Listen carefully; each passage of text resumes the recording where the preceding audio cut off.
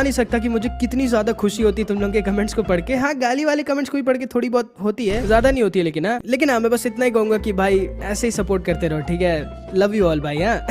खैर, फिर इधर हम हमारे आस्था भाई को देखते हैं जो मैरी के साथ बैठा होता है और बहुत ज्यादा टेंशन में होता है। लेकिन तभी वहाँ पर गॉच आ जाता है। ओ मैरी, मेरी एंजल, इतना जल्दी असली एंजल मत बनो प्लीज। मैरी ठीक है गॉच सेनपाई, वो थोड़ी देर में होश में आ जाएगी। एंड फिर इधर हम डीमन किलर्स को देखते हैं जिनकी एक मेंबर यूनो के अटैक की वजह से बहुत ज्यादा इंजर्ड हो गई थी। एंड तभी डाजू आके इस लड़की को और इन सबको पानी पिला देती है। सर काव्य, अब हम आगे क्या करें? हम इस लड़की को अभी कभी मार देंगे और क्या। लेकिन तभी डाजू आके इसे रोक देती है। मुझे रोक क्यों रही हो डाजू? और ये लाओ, ये ग्रिमवॉर मुझे दो, मैं इसे और इसके अंदर के डीमन को अभी कभी जलाकर खत्म कर दूंगा। एंड इस चीज को पता नहीं क्यों सुन के लेकिन डाजू और बेका बहुत ज्यादा डर जाती हैं। लेकिन तभी ये लड़की जो वहाँ लेटी थी ये अचानक से दर्द के मारे बहुत जोर जोर से चिल्लाने लगती है। एंड फिर वहीं पर खत्म हो जाती है। एंड तभी काव्य के बाकी के साथी भी एक एक कर खत्म होने लगते हैं। काव्य को समझ नहीं आता कि ये क्या हो रहा है। लेकिन तभी जब ये डाजू और इन सबको देखता है जो कि एकदम ठीक होते हैं, तब ये समझ जाता है कि डाजू ने जो इसको और इसके साथियों को जो पानी पिलाया था उसमें जहर था और इन लोगों ने इसे धोखा दिया है। काव्य डाजू से कहता है, आखिर क्यों डाजू? माफ करिएगा सर काव्य, लेकिन अब हमें आपकी मदद की और जरूरत नहीं। और हाँ, हम लोग डीमंस को मारने वाले डीमन किलर्स नहीं बल्कि डीमंस की पूजा करने वाले डीमन बिलीवर्स हैं। क्या? लेकिन क्यों? वो आप नहीं समझेंगे क्योंकि आपने कभी हम लोगों की तरह मैजिक ना होने का दुख महसूस नहीं किया। हमें लगता था कि हम कुछ भी नहीं कर सकते थे और हमें अपनी पूरी जिंदगी ऐसे ही घुट घुट के जीना पड़ेगा। लेकिन फिर हमने उस आशिक नहीं था, लेकिन फिर भी वो एक डीमंस की पावर की वजह से इतना ज्यादा स्ट्रॉन्ग है और एक मैजिक नाइट भी। हमें भी उसकी तरह डीमंस की पावर चाहिए। एंड फिर जाके काव्य इन लोगों के असली प्लान को समझ जाता है और फिर वहीं पर गिर जाता है। एंड इसके पास अब ज्यादा टाइम नहीं बचा होता, इसीलिए तुरंत ही जैसे ये डेमन बिलीवर्स ऊपर जाते हैं ये अपने बचे कुछ टाइम का यूज कर इन लोगों को फोन मिला देता है जो यहाँ पर मीटिंग कर रहे थे। एंड ये इन कैप्टन्स को सारी बातें बता देता है कि कैसे डेमन बिलीवर्स ने इसका और इसके साथियों का यूज किया नेरो और आस्था की ग्रिमवॉर को पाने के लिए। एंड अब वो लोग स्पेड किंगडम जा रहे हैं मैगीक्यूला के पास नेरो और आस्था की ग्रिमवॉर के बदले उससे पावर्स लेने। मतलब समझ रहे हो, क्योंकि इन लोगों के पास भी आस्था की तरह बिल्कुल ना के बराबर मैजिक था। एंड इन्होंने भी बचपन में आस्था की तरह काफी दुख झेला था, इसलिए आस्था की ग्रिमवॉर और नेरो के बदले मैगीक्यूला से पावर्स लेने जा रहे होते ताकि ये लोग भी स्ट्रॉन्ग हो सके। एंड इतना बताकर काव्य वहीं पर खत्म हो जाता है। एंड थोड़ी देर में ये सारे भी यहाँ यूलू टाउन में आ जाते हैं। लेकिन तब तक डेमन बिलीवर्स वहाँ से निकल चुके थे। एंड फिर जब ये लोग थोड़ी और इन्वेस्टिगेशन करते हैं तब इन्हें डाजू और बेका के पास्ट के बारे में थोड़ा और पता चलता है कि कैसे डाजू ने उस दिन अपने पति और अपनी मम्मी को नेल्स के अटैक में खो दिया था क्योंकि इसके पास जरा सा भी मैजिक नहीं था। और बेका को भी बचपन से बहुत ज्यादा दुख झेलना पड़ा था क्योंकि उसके पास भी मैजिक नहीं था ज्यादा। एंड तभी विज़र्ड किंग यामी सर को फोन कर देते और इनसे कहते हैं, यामी मैं चाहता हूँ कि तुम अपनी पूरी स्क्वाड के साथ क्लोवर किंगडम और स्पेड किंगडम के बॉर्डर पर जाके अच्छी तरह से निगरानी करो, क्योंकि अगर वो डेमन बिलीवर स्पेड किंगडम और क्लोवर किंगडम के बीच के स्ट्रॉन्ग मैजिक रीजन या फिर डायमंड किंगडम में घुस गए तो फिर हम कुछ भी करके नेरो और आस्था की ग्रिमवॉर को नहीं बचा पाएंगे। एंड फिर तुरंत ही पूरी की पूरी ब्लैक बुल स्क्वाड और भी बहुत सारी मैजिक नाइट स्क्वाड सारे के सारे मिलकर क्लोवर किंगडम के बॉर्डर की निगरानी करने लगते हैं। लेकिन क्योंकि क्लोवर किंगडम का बॉर्डर इतना ज्यादा बड़ा होता है और इन्हें पता भी नहीं होता कि डेमन बिलीवर्स कब और कहां से निकलने की कोशिश करेंगे, इसलिए इन्हें बहुत ज्यादा दिक्कत हो रही होती है। और इतना ही नहीं, लेकिन पता नहीं क्यों हर गांव से बहुत सारे लोग गायब भी होने लग गए थे अचानक से। एंड फिर तभी अचानक से एक दिन आस्था और इन दोनों को इन्वेस्टिगेशन करते वक्त एक बच्चे की आवाज आती है जो अपनी मम्मी से लड़ रहा होता है, मुझे जाने दो माँ, अगर मैं स्पेड किंगडम चला गया तो डीमंस की पावर से मेरा पैर वापस से ठीक हो जाएगा। ऐसा नहीं होता बेटा, डीमन तुम्हारे पैर ठीक नहीं करेगा। नहीं माँ, एक लड़का है आस्था, उसके पास बिल्कुल मैजिक नहीं था, लेकिन वो एक डीमंस की पावर की मदद से एक मैजिक नाइट बन गया है। वैसे ही मैं भी मेरे पैर को एक डीमंस की पावर से ठीक कर लूंगा। वो डीमन बिलीवर्स कोवा नदी के पास मेरा इंतजार कर रहे होंगे, हटो मेरे पास से। एंड इसको सुनते ही ये तीनों कोवा नदी के पास आ जाते हैं जहाँ पे सच में थोड़े ही घंटों पहले डेमन बिलीवर्स यहाँ से निकले थे। एंड आस्था भाई अंदर से बहुत ज्यादा दुखी हो गया होता है क्योंकि सबको लग रहा होता है कि आस्था खुद के मेहनत और हार्डवर्क की वजह से नहीं बल्कि एक डीमन की पावर की वजह से मैजिक नाइट बना है। ये लोग समझ जाते हैं कि डेमन बिलीवर्स का इस ब्रीड माउंटेन को पार करके स्पेड किंगडम में जाने का प्लान है, लेकिन स्पेड किंगडम और क्लोवर किंगडम के बीच में एक बहुत ही ज्यादा स्ट्रॉन्ग मैजिक रीजन होता है जिसे पार करना लगभग नामुमकिन होता है क्योंकि उस वोल्केनो ट्रेनिंग मैजिक रीजन से भी कई गुना ज्यादा खतरनाक होता है और यहाँ पे बहुत ज्यादा खतरनाक मैजिक बीस्ट होते हैं। ये तीनों यहाँ ब्रीड माउंटेन के ऊपर आ जाते हैं और डेमन बिलीवर्स को ढूंढने लगते हैं। तभी इन्हें डेमन बिलीवर्स दिख भी जाते हैं, लेकिन तभी ये लोग देखते हैं डेमन बिलीवर्स अकेले नहीं होते, उनके साथ हजारों लोग और होते हैं जिनके पास भी ना के बराबर मैजिक होता है और ये सारे लोग भी स्पेड किंगडम जा रहे होते हैं आस्था की तरह डीमन की पावर को पाने के लिए। इन लोगों को समझ में नहीं आता कि ये लोग अकेले इतने सारे लोगों को कैसे रोकेंगे, इसलिए मैग्मा आस्था नोएल को यहीं पर उतार देता है और वापस लौट जाता है बैकअप लाने के लिए और इन दोनों से कहता है कि ये दोनों वहीं पर वेट करें। लेकिन आस्था को क्योंकि बहुत ज्यादा चिंता हो रही होती है नेरो की, क्योंकि ये लोग जस्ट बगल में होते हैं क्लोवर किंगडम के बॉर्डर के, इसलिए आस्था मैग्मा का वेट नहीं करता और नोएल से कह के इन लोगों की तरफ जाने लगता है। एंड फिर इधर हम दाजू और बेका को देखते हैं जो अपने पास्ट को याद कर रहे होते हैं। दाजू जब से बच्ची थी तब से इसके पास बहुत ही कम मैजिक था। इसके पास सिर्फ इतना मैजिक था कि ये दूसरों के मैजिक को साथ में कंबाइन कर सकती थी। इसका खुद का कोई मैजिक नहीं था और इसीलिए इसके खुद के दोस्त इसका पीठ पीछे मजाक उड़ाते थे। और इतना ही नहीं, इसके हस्बैंड और इसकी मम्मी भी अंदर ही अंदर इसका मजाक उड़ाते थे और इस पर हंसते थे और खुश होते थे कि उनसे भी कोई कमजोर यहाँ उनके घर में रहता है। वो लोग बस ऊपर ऊपर से दिखाते थे कि हाँ वो लोग इससे बहुत प्यार करते हैं, लेकिन अंदर ही अंदर दाजू जानती थी कि ये लोग उसकी बिल्कुल भी रिस्पेक्ट नहीं करते। एंड फिर उस दिन जब इन लोगों के ऊपर इनका घर गिर गया था और दाजू इन लोगों को बचा नहीं पा रही थी क्योंकि इसके पास मैजिक बहुत कम था, तब इसका पति अपना असली चेहरा दिखाता है और दाजू से कहता है तुम किसी काम की नहीं हो।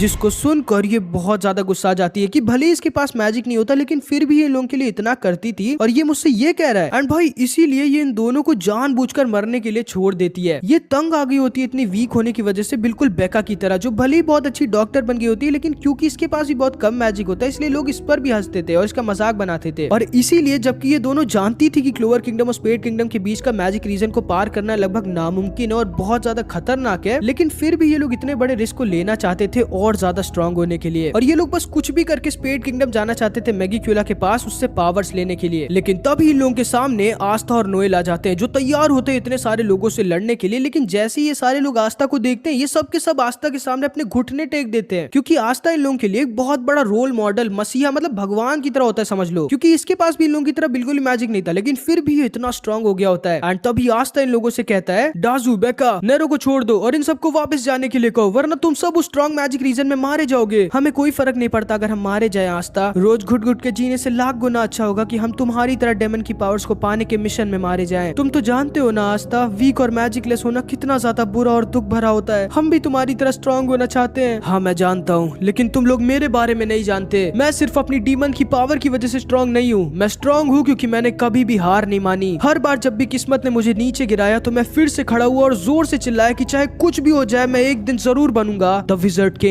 और अगर मेरे पास ये डीमन की पावर ना भी होती तब भी मैं एक दिन विजर्ड किंग जरूर बनता। हम लोग तुम्हारी तरह नहीं है आस्था, हमें जरूरत है डीमन की पावर की, इसीलिए आज हमें यहाँ से जाने से कोई नहीं रोक सकता। ठीक है फिर मैं भी तुम लोगों के साथ चलूंगा, तुम लोगों की स्ट्रॉन्ग मैजिक रीजन में प्रोटेक्शन करने के लिए। ठीक है जैसी तुम्हारी मर्जी, लेकिन फिर हमें तुम्हें और तुम्हारे दोस्त को भी हैंडकफ पहनानी होगी। एंड फिर ये लोग आस्था और नोएल को भी वो मैजिक हैंडकफ पहना देते हैं और स्पेड किंगडम की तरफ जाने लगते हैं। लेकिन तभी वहाँ पर यामी सर और मैग्मा आ जाते हैं। अरे यार किसकी बारात निकली है यहाँ पे जो इतने सारे लोग हैं यहाँ, अब इतने सारे लोगों को अकेले कैसे रोकूं मैं। एंड तभी कैप्टन फुगी, लियोन, नोजेल और कॉब भी वहाँ पर आ जाते हैं। एंड तभी इसी सही टाइम का फायदा उठाकर आस्था, नेरो और नोजेल को इनसे बचाकर इन लोगों के पास से भाग जाता है। दाजू एकदम डर जाती है एंड तुरंत ही चिल्ला के कहती है सारे लोग जल्दी से अपना मैजिक मुझे दो। एंड तभी जितने भी लोग वहाँ पे थे ये सारे के सारे लोग अपना मैजिक एक्टिवेट कर देते हैं। दाजू तुरंत ही अपने कैटलिस्ट मैजिक से इन सारे लोगों के मैजिक को एक साथ कंबाइन कर देती है इन लोगों के खिलाफ यूज करने के लिए। लेकिन जैसा कि तुम्हें याद होगा कि इन लोगों के जस्ट बगल में एक बहुत ही ज्यादा स्ट्रॉन्ग मैजिक रीजन था, इसीलिए इतने सारे मैजिक को सेंस करते ही एक बहुत ही ज्यादा खतरनाक मैजिक बीस्ट वहाँ पर आ जाता है जिसको देखकर ये सारे लोग डर जाते हैं और भागने लगते हैं। एंड अब जाके इन लोगों को थोड़ा सा आइडिया मिलता है कि ये मैजिक रीजन कितना ज्यादा खतरनाक होता है। ये मैजिक बीस्ट इन लोगों के ऊपर अटैक कर देता है, लेकिन तभी मैग्मा, नोएल और आस्था इन लोगों को बचा लेते हैं। तुम लोग ठीक तो हो ना। एंड दाजू को यकीन नहीं होता कि इसने आस्था के साथ इतना बुरा किया, उसकी ग्रिमवॉर तक उससे छीन ली, लेकिन फिर भी आस्था ने इन लोगों को बचाया। एंड भाई जैसा कि तुम्हें पता होगा क्योंकि यहाँ पे तीन मैजिक नाइट स्क्वाड कैप्टन थे, इसलिए इस मैजिक नाइट का जिंदा बच के भागना तो नामुमकिन था। Dark magic, dark slash. And Yami sir एक ही बार में इतने खतरनाक और स्ट्रॉन्ग मैजिक बीस्ट को खत्म कर देते हैं। एंड अब जाके इतने सारे लोगों को समझ में आता है कि शायद सच में ये सारे लोग मौत के कुएं में कूदने जा रहे थे उस मैजिक रीजन में जाके। एंड तभी कॉब अपने टेलीपोर्टेशन मैजिक का यूज करता है और डामानीटो और कैप्टन विलियम्स भी वहाँ पर आ जाते हैं। एंड फिर कैप्टन विलियम्स इन सबसे कहते हैं मैं समझ सकता हूँ कि आप सबको अपनी पूरी जिंदगी बहुत ज्यादा दुख और भेदभाव झेलना पड़ा क्योंकि आप लोगों के पास बहुत कम मैजिक था, लेकिन आप लोगों को ये समझना होगा कि आप लोग जो करने जा रहे थे वो बहुत ही ज्यादा गलत था। लेकिन तभी ये सारे लोग कहने लगते हैं आप क्या जानते हैं हमारी परेशानी के बारे में, हाँ आपको कोई आइडिया नहीं है कि हमें कितना दुख और भेदभाव झेलना पड़ता है। एंड तभी कैप्टन विलियम्स अपने मास्क को उतार देता है जिसको देखकर ये सारे के सारे लोग एकदम शॉक्ड रह जाते हैं। मेरे इस चेहरे की वजह से मैंने भी बचपन में बहुत ज्यादा दुख झेला है और मेरे साथ भी बहुत भेदभाव हुआ है, लेकिन मैं इसीलिए इस चीज को समझ चुका हूँ कि यही दुनिया है, हर किसी के अपने अपने दुख और सुख होते हैं, इसलिए हमें सिर्फ अपने दुखों के साथ बैठकर रोते नहीं रहना चाहिए, बल्कि जो हमारे पास खुशियाँ दुनिया है उनसे खुश भी रहना चाहिए। अब मैं आप सबसे गुजारिश करता हूँ कि आप सब अपने अपने विलेज वापस लौट जाएं। जो लोग आपसे प्यार करते हैं वो लोग आपका इंतजार कर रहे होंगे। एंड इस चीज को सुन के इन सारे लोगों की आंखें खुल जाती हैं एंड ये सारे वापस अपने अपने विलेज लौटने लगते हैं। लेकिन तभी डाजू बोलती है, नहीं मैं तुम लोगों को मुझे रोकने नहीं दूंगी। एंड तभी ये फिर से एक स्लीप बॉम्ब को फोड़ने वाली होती है, लेकिन तभी यामी सर इसे पकड़ लेते हैं। एंड डामानीटो इन सबसे कहता है, डेमन बिलीवर्स, तुम लोगों ने जो किया उसकी सजा तुम लोगों को जरूर निकालता हूँ। जिसको सुनकर ये सारे लोग खुश हो जाते हैं कि चलो इन्हें जेल में तो नहीं डाला जाएगा और ये सारे लोग स्पेड किंगडम की तरफ आगे बढ़ सकते हैं। एंड फिर डामानीटो वहां से लौट जाता है एंड ये सारे लोग स्पेड किंगडम की तरफ जाने लगते हैं। लेकिन जाने से पहले डाजू आस्था को उसकी ग्रिम वॉर वापस दे देती है और आस्था से कहती है, काश मैं भी तुम्हारी तरह बन पाती आस्था। लेकिन तभी आस्था इससे कहता है, तुम चिंता मत करो डाजू, मैं तुम्हें वादा करता हूँ जब